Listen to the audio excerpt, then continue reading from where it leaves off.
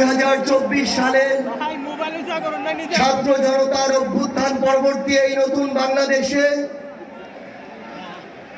বাংলাদেশ জামায়াত ইসলামী কর্তৃক আয়োজিত আজকের এই জাতীয় সমাবেশে বাংলাদেশের ছাত্র জনতা, আমার অভ্যুত্থানের সহযোদ্ধা, জাতীয় নেতৃবৃন্দ সকলকে জাতীয় নাগরিক পার্টি এনসিপির পক্ষ থেকে সশ্রদ্ধ সালাম। আসসালামু আলাইকুম ওয়া রাহমাতুল্লাহ। সংগ্রামী সহযোদ্ধারা, অভ্যুত্থানের 1 জুলাই পেরিয়ে আমরা 2 জুলাই এসে উপস্থিত হয়েছি, কিন্তু বাংলাদেশ থেকে মুজিববাদীদের ষড়যন্ত্র এখনো শেষ হয়নি। গোপালগঞ্জে এখনো মুজিববাদীদের আস্তানা ঘিরে রয়েছে।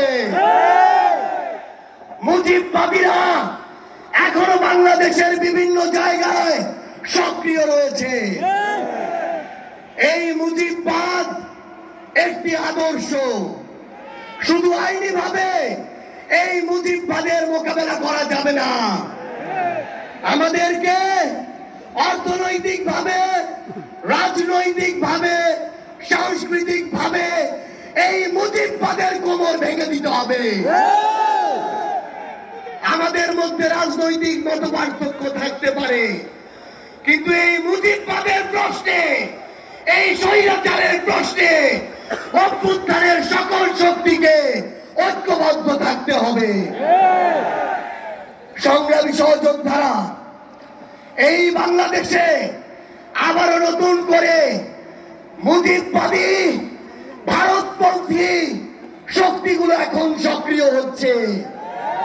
আমাদের মধ্যে মতপার্থক্য থাকতে পারে, কিন্তু এই বাংলাদেশে বাংলাদেশপন্থী ব্যতীত কোন দেশপন্থী, কোন বাদপন্থী, কোন শক্তির আর জায়গা হবে না।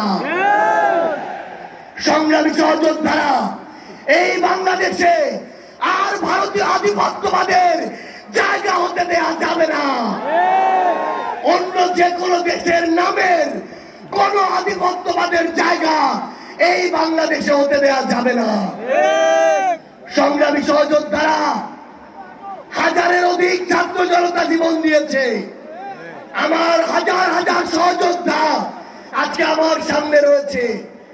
আমাদের একটা আকাঙ্ক্ষা ছিল, গত জুলাইয়ে ওই আগস্টের 5 তারিখে আমাদের যেই স্বপ্ন ছিল, 2 আগস্ট আসতে চলেছে, আমাদের সেই স্বপ্নগুলো পূরণ হয়নি। অন্তর্বর্তীকালীন সরকারের কাছে আমরা সুশীল সরকারের ভূমিকা চাই না। আমরা তাদেরকে অভ্যুত্থান পরবর্তী সরকারের ভূমিকায় দেখতে চাই। আমরা স্পষ্ট করে বলতে চাই, অভ্যুত্থান পরবর্তী বাংলাদেশে আমাদের বিচার লাগবে। এই বাংলাদেশে খুনি হাসিনার বিচার হতেই হবে। খুনি হাসিনার বিচারের রায় হতেই হবে। খুনি হাসিনার বিচারের রায়ের কার্যকর আমরা দেখতে চাই। আমরা স্পষ্ট করে বলতে চাই, এই বাংলাদেশে বিচার বিভাগকে কোন দলের বিচার বিভাগ হিসেবে আমরা দেখতে চাই না। আইন শৃঙ্খলা রক্ষাকারী বাহিনীকে ক্ষমতার তোষামত করা বাহিনী হিসাবে আমরা দেখতে চাই না। আমরা স্পষ্ট করে আপনাদেরকে বলি, 72-এর মুজিববাদী সংবিধানকে এক পাশে রেখে কোনদিন এই বাংলাদেশপন্থী বাংলাদেশ সম্ভব নয়। আমাদের নতুন সংবিধান লাগবে, আমাদের গণপরিষদ নির্বাচন লাগবে, আমাদের নারীদের অধিকার আমাদের নিশ্চিত করতে হবে, আমাদের সংখ্যালঘু ভাই বোনদের অধিকার আমাদের নিশ্চিত করতে হবে।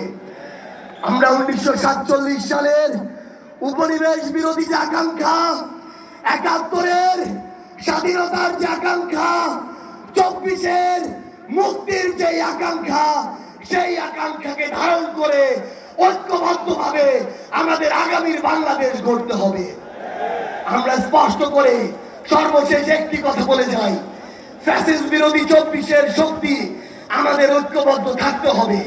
তবে ঐক্যবদ্ধ মানে এই নয় যে আমরা কারো অন্ধভাবে দালালি করব।